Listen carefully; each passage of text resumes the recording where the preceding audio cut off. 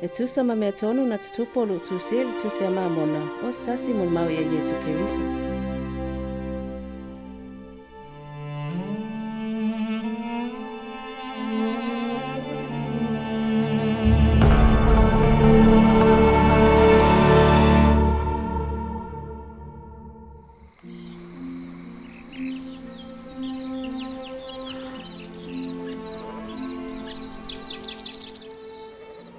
E mana o mia mai e te tau ia Keriso.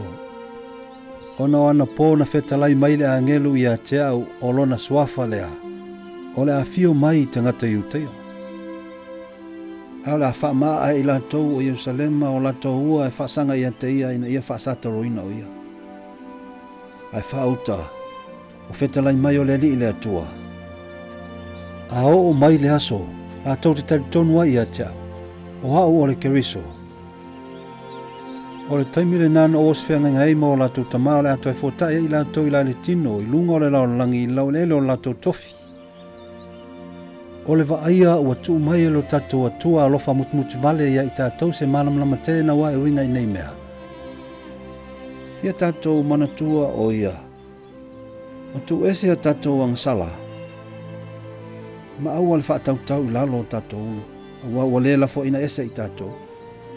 E ui i lea o tutuli ese i tātou i fafo mai lau le ele o tātou tofi. Ai tai mai i tātou se lau le ele sili atu. Ona ua whai ele li i le sami mo tātou wala mo tātou iai i lunga o se motu o le sami. Ia fia o tau loto. Mai mantua o tau sa o loto e whai mo o tau lava. E whirwhiri le ala o le oti whaavavau. Po le ala o le ola e whaavavau. Ina wha leia o tau malfina ngalo le tua. Ai leo le loto le tia Apollo Maltino. Mai manatua pe auma on wha leia o tau ma le tua. Wana o le alofa tu noa o le tua e wha o la ina ai o tau. O le mea lea. Tarasia ia wha tu mai o tau e le tua mai le oti e ala i le mana o le toi tu. Ma mai le oti fo i wha vau e ala i le mana o le tongiola. Inei mawhai o na tali o tau le malo e wha vau o le tua.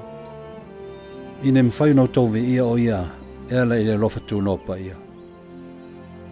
Amen.